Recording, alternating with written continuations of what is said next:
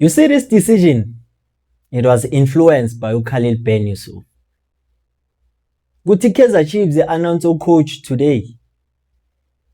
Khalil Ben Yusuf unesandla kulento. Uphahlukile on that conversation he had with Andile Ncube. So Kaizer Chiefs had decided ukuthi hayi awusekho umgodi okuqasha. Asivele nje sim announce. Kodwa ke we all knew ukuthi who will be the next Kaizer Chiefs coach. Kodwa ke asikho lapho. Sanibonani football lovers. Welcome to BK Sports. Igama lami Bonginkosi. Ngithembe ukuthi ni kahle niyaphila. Danko. As we all know, today it's about news updates, what is happening currently eNaturena. Kodwa ke ngicela ningisize ngento eyodwa. Size ngokulike and subscribing to the channel if you haven't subscribed. Kodwa ke maso subscribe danko kaningi. Asivele sihlala udabeni. The conversation lena uKhalil Ben Yusuf had with Andile Ncube. It is the one that forced Kaizer Chiefs to announce Fernando da Cruz as their head coach today. And it was bound to happen. Even though we had doubts after indaba kaDwight Yorke. But I believe with also naleyo, it is something that I believe with Kaizer Chiefs are considering in that department of a striker coach. Mawubheka iprofile yakhe uyabona lapho ukuthi ayishaye manqa. Una 2 golden boots awawinile as a player. But asivele sikhulume ngosingayi. Fernando da Cruz, as things stand, he's not in South Africa. Uzofika after 2 weeks. But kusasa lokukusayo, iKaizer Chiefs yabuya reporter for the preparations of a pre-season. Lezo bise Germany.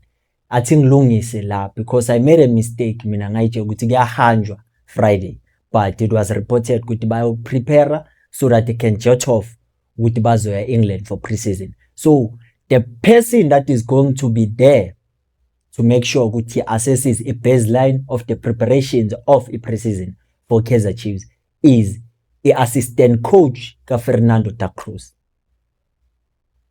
He is the one that is going to assess the players and see, okay, these are the players that I believe we will keep, these ones will be released. And he goes by the name of Mahmoud Abbas Eldin. He is from Egypt, he's 35 years old, and he worked with teams from Saudi Arabia as a coach, an assistant coach, and a caretaker coach. And he can also offer you another department with video analyst, but here is an assistant, Ega Fernando da Cruz. He worked with the Al-Wahda, he worked with Al-Qadasiyah. Le Ega Quinones, lo qeda ukwenza bafana nzima kabi. Idlalela Octavio. Mphinde idlalele uye lapha uNacho, former Real Madrid player, center back. And also Al-Hazem, lena ka Elias Mokwana, le eSaudi Arabia. So that tells you ukuthi a team, when it is resembled, a coach wants people that he understands, people that he trusts. That's why with Bengeka sebenzisana with Khalil Ben Yusuf and Cedric Kazi. After we've heard, it seems like they've betrayed uNazreddin Nabi. Kodwa ke asikho lapho.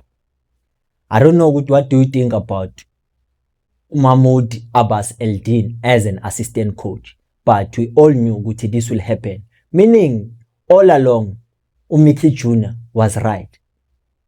Guti Kaizer Chiefs or Fernando da Cruz uzoba ne technical team of 5.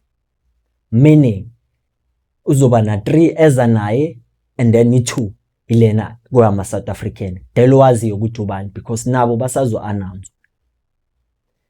And the lead we head of sports science portfolio is Julien Le Haren. He was born in France again. Who specialize ngento zabo fitness nabo conditioning. So kusho kona ukuthi is going to do a fitness and strength and conditioning coach for iKaizer Chiefs. Meaning ukuthi okay sekanayo ke i2 yakhe sesifuna ukubona le enye i2. Meaning ukuthi iKaizer Chiefs right now, everything that they do, there are patterns there. if you look at how this happened and you look at what happened makuzo-announce uNasreddin Nabi. Nasreddin Nabi azange afike kuqala ukuzo-assessa the team.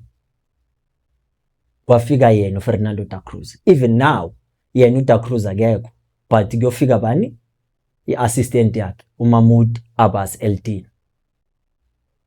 There's nothing new. It's just nje ama-patterns emele senze sure ukuthi we focus on them.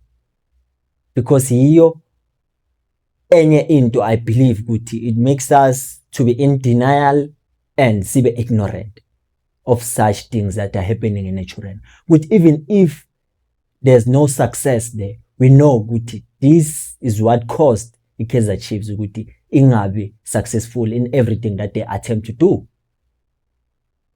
It is a good thing ukuthi now it is official. Angeke sa-speculate, everyone knows ukuthi Fernando da Cruz. But besilokhu sisho.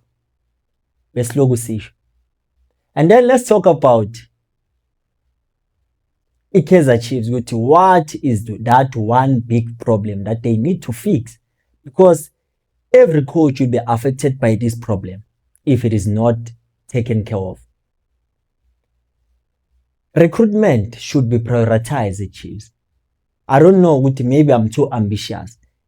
30 million budget for players. Is it too much to back the coaches that come at Chiefs? Because it's two coaches that have complained about the same thing. Nasreddin Nabi and Khalil Ben Yusuf. They complained about our players, the quality at Chiefs. To make an example with the Orlando Pirates and the Mamelodi Sundowns, good team. There's no way we can compete with these two teams because they are the direct competitors, but they are, believe with the other 13 teams that are also should be considered as teams that are competitive, because khona vela ishaya i-Kaizer Chiefs ayinika ubunzima. So I believe ukuthi this thing should be a priority to Kaizer Chiefs. Ukuthi a sporting director should be able to back the coaches with the quality players that they want. As he said, Khalid Ben Yusuf, there were players that we wanted. We didn't even specifically say this one and that one, but we said these are the positions we need to strengthen so that we can be competitive.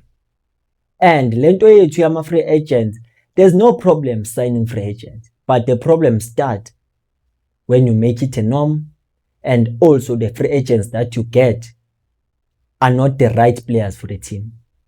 They are not performing, and you get players that are over the age of 30. They gave their best years in other clubs. At Chiefs, they won't give you their prime. You'll just bet on experience only. Others are decent, but we need best players to compete with the best teams. This season, I believe with the season that just ended, the team tried their utmost best, but that's what we saw on the title race. It was now between Orlando Pirates and Mamelodi Sundowns, as it was in the previous 2-3 seasons. And Kaizer Chiefs now should join those two clubs in terms of making the league entertaining, competitive. Kaizer Chiefs must be a team to beat, hoping with the season that will commence after preseason. Chiefs will make signings that will help the club, and also the coach get the backing that I believe it might help him reach the targets of the club. But if it's so reliable free agent, is Zazokal, and this is the problem I believe it needs to be fixed. But mele siqale ngale ukuthi mele sizazi thina kuqala ukuthi we are Kaizer Chiefs. Everything we are doing it in the Kaizer Chiefs way, in a way that we believe ukuthi we start by making sure ukuthi we enforce the need to have identity, to have a philosophy, a game model that will help us to understand better in terms of recruitment when it comes to coaches, players. This is what we actually need, because it aligns with everything that we believe in as a club. So starting from now, I believe what will follow will be the signings will be announced. Maybe, we are not sure. But as things stands, i-team iyabuya kusasa on Thursday 18 of June, bese-ke will be assessed by Mahmoud Abbas Eldin as an assistant coach. After that, they will discuss with Fernando with, okay, abachita ngibabonile, I believe that we can keep these ones and we release these ones. Asaz, what do you think about everything that I've talked about? Danko.